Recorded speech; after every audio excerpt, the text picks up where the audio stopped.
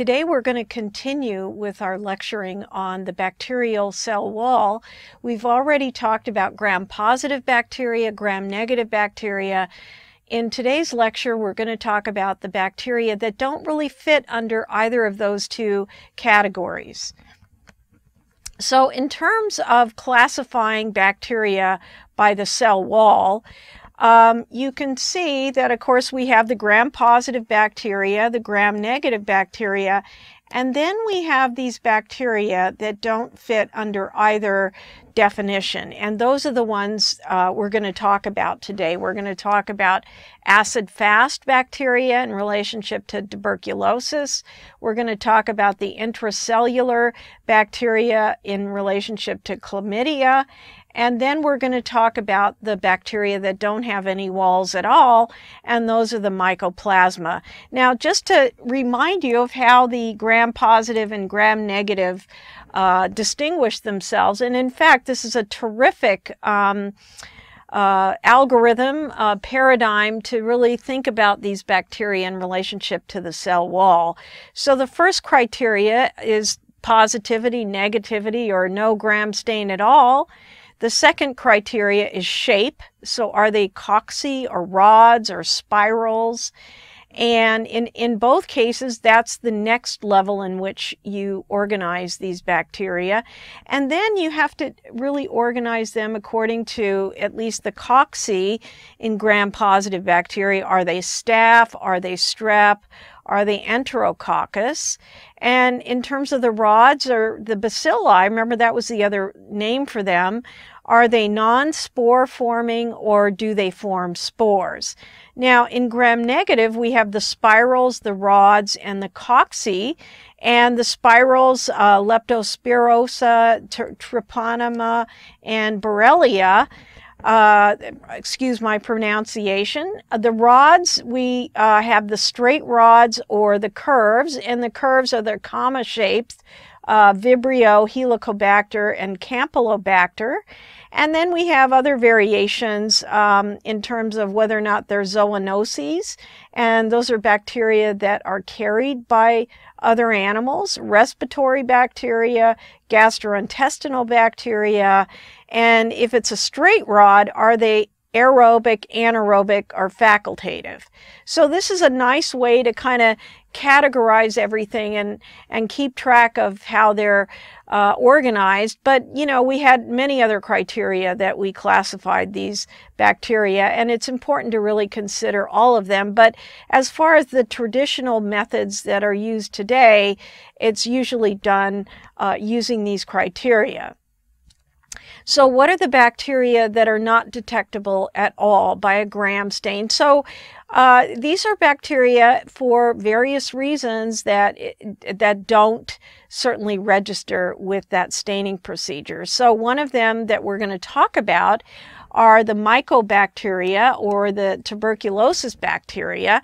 And those bacteria have what's called an acid-fast stain. They register using the acid-fast stain.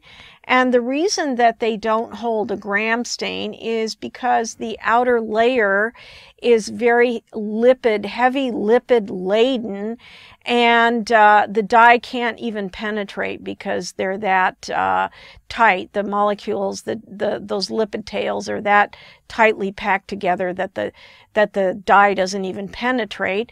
The other bacteria, we're going to talk about Mycoplasma pneumonia, and that's a bacteria that doesn't have a cell wall at all. And then the third example we're going to talk about is the chlamydia, and those bacteria actually are obligate intracellular bacteria. They don't live at all outside the cell. So let's first talk about the Mycoplasma pneumoniae bacteria. And these bacteria, again, don't have a cell wall. And the other characteristic about them is that they are very, very small. And in fact, they are one of the smallest living cells on the planet. They are very tiny. And, you know, we have this wonderful picture of the Great Dane and the Chihuahua. So these mycoplasmas are really the chihuahuas of these giant Great Dane bacterial relatives of theirs. So the bacterium lacks a rigid cell wall, and because it lacks a cell wall, it makes it very flexible, and it can kind of, maneuver its way around the respiratory cells, for instance, and the shape can change to suit the environment.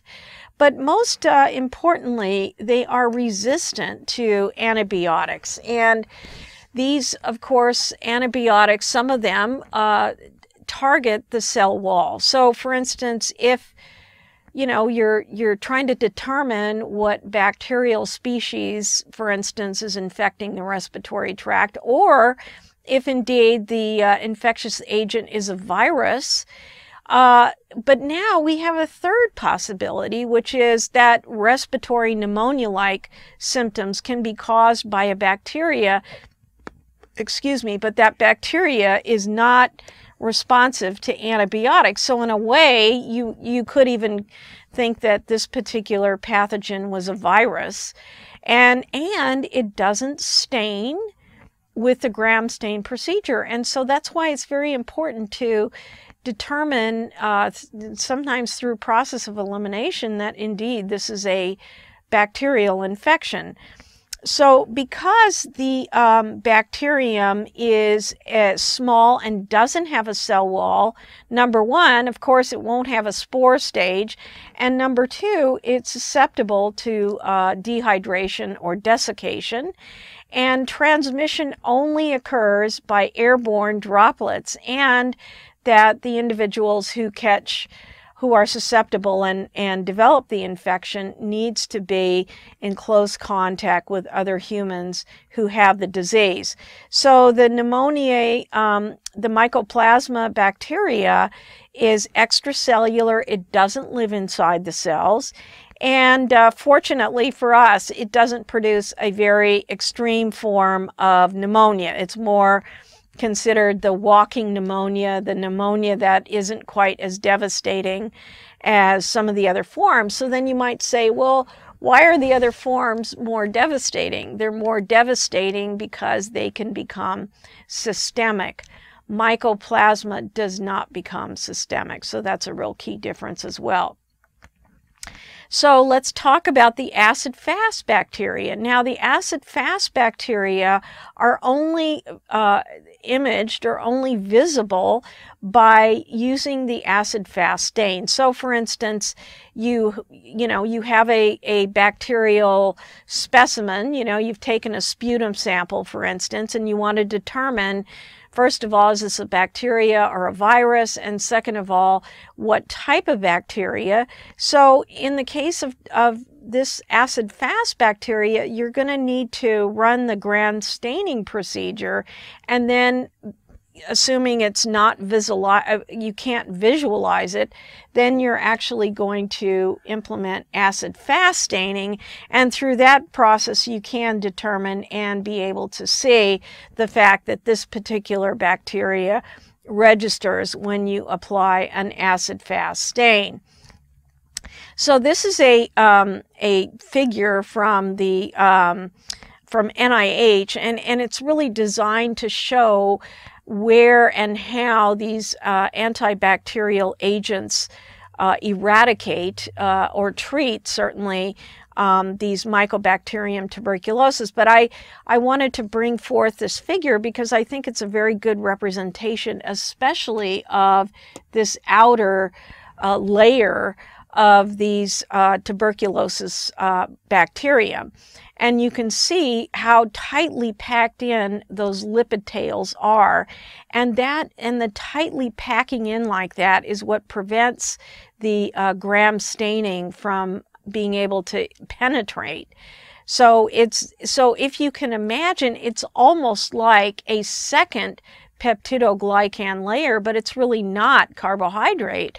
This is a lipid, a very densely packed lipid, I guess, membrane, so to speak.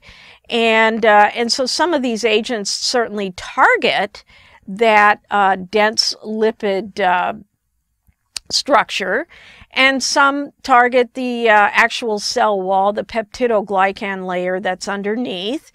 And some of the agents actually target the replication and transcription and translation of DNA, and so forth. So these are just important examples of what the medical technological industry has done in terms of trying to find new ways to eradicate Mycobacterium tuberculosis, because that bacteria is also developing antibiotic resistance. So this is a picture of the Mycobacterium infectious process, and you can see they're inhaled, right, of course, and they're borne through the air, airborne droplets, and they're inhaled down into the alveoli, and you can see, or at least the respiratory epithelium, and in most cases the tuberculosis bacterium is in a very inactive state, and with this very dense lipid external layer, that bacteria can actually burrow its way into the epithelium, and the actual cell in which the tuberculosis lives in is, believe it or not, the macrophage. But in any event, it can actually remain in that respiratory epithelium for long periods of time, and even form granulomas, and it can stay in that, again, in that inactive state for a long time. But it can be reactivated, especially in situations of immune suppression and HIV infection. That tuberculosis is an opportunistic disease with individuals who have HIV, and it can also reemerge among people who smoke. And so then this active state is where the tuberculosis bacterium can actually be infected, where the coughing, for instance, produces bacteria that actually leave the human host and then can travel to other individuals. So this is called an active form of TB. And again, we will discuss TB in a separate lecture that will be completely devoted to TB, because it's really a very significant disease, and it's a disease that certainly may even become more prevalent in the human population. So this is tuberculosis incidence in 2005, and you can see that the countries that have the highest incidence of tuberculosis are these pink regions, and then of course purple. So the Asian countries almost universally, and then the African countries as well, and then also Western South America. So there are various reasons for these countries having high tuberculosis incidence and prevalence, but in many of the Asian countries also, they have a particular vaccination strategy called BCG, and many individuals in these countries are actually given a form of a vaccine for tuberculosis, but the vaccine doesn't have doesn't provide lifelong immunity, and so usually these vaccinations last, if individuals get them as kids, they last until young adulthood, and then there either needs to be a booster shot, and often in individuals they don't get another vaccination, and then they can become susceptible to tuberculosis later in life. But the Western countries, North America and Europe, individuals there do not get the BCG vaccine, and actually if individuals do have the BCG vaccine, then they cannot have a TB skin test because they'll show positive. So the TB skin test, for instance, tests for tuberculosis antibodies. So in the Western, in North America and Europe, it's recommended that individuals do not get the BCG vaccine. So there's a lot of research going on now to develop new vaccines for tuberculosis, because BCG, I mean, it's good and it certainly has prevented a lot of disease, but a lot more work needs to be done with tuberculosis, and especially with this antibiotic resistance that's developing with these bacteria. So the next example we're going to discuss are bacteria that are obligate intracellular parasites. So remember our parasite discussion, that the parasite is really an organism where the organism benefits and the host actually is harmed.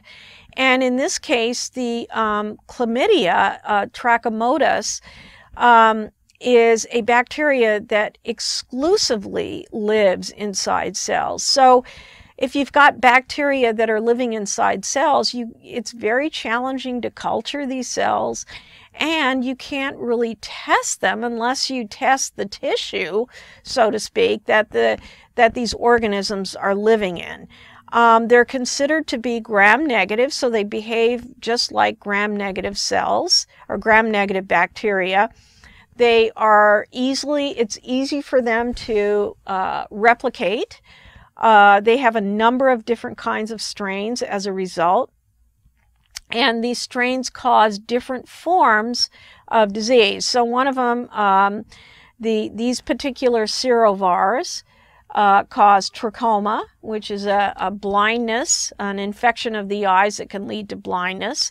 This other serovar causes urethritis, infection in the reproductive tract, pelvic inflammatory disease in women. They can lead to ectopic pregnancy, and also if the mother has chlamydia while she's pregnant, and the delivered child can also become infected with chlamydia from the mother, and then the child can develop a type of neonatal pneumonia and neonatal conjunctivitis. These other serovars cause a lymphogranuloma venereum, which is another form, another reproductive tract type disease. So you can see the picture here. You can actually see how this bacteria actually lives within these epithelial cells. So what is the life cycle? So you might say, well, how on earth do these chlamydia replicate? And they replicate through this very interesting process of these elementary bodies that are taken in. So these elementary bodies are basically the infectious part of the chlamydia bacteria. They're taken up into the cell inside of a vacuole. And these vacuoles create these what are called reticulate bodies that continue to stay within the vacuole. And these reticulate bodies end up dividing and subdividing successively, and then produce multiple reticulate bodies. And then these reticulate bodies convert back to the elementary body form, and it's the elementary body form that gets released from the host cell and then infects other cells. So really the infectious particle, this elementary body, is potentially what's transmitted to other individuals. And you know, the interesting thing about chlamydia is, in a way, it behaves a lot like viruses, right? The viruses are obligate intracellular parasites as well, although the viruses, remember, they actually incorporate the cell replication machinery, so then they replicate themselves along with the host cells.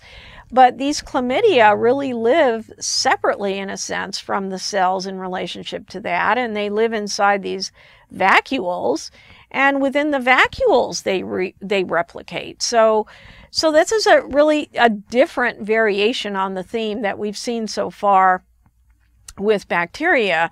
But again, these chlamydia can also reorganize themselves and create new strains that can certainly infect other tissue, as we have seen.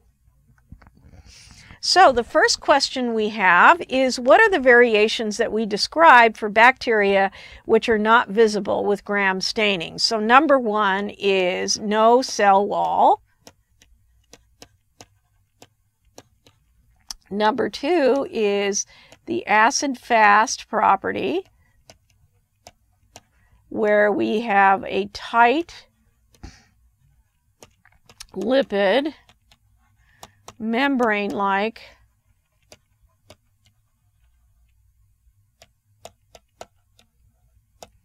outer layer.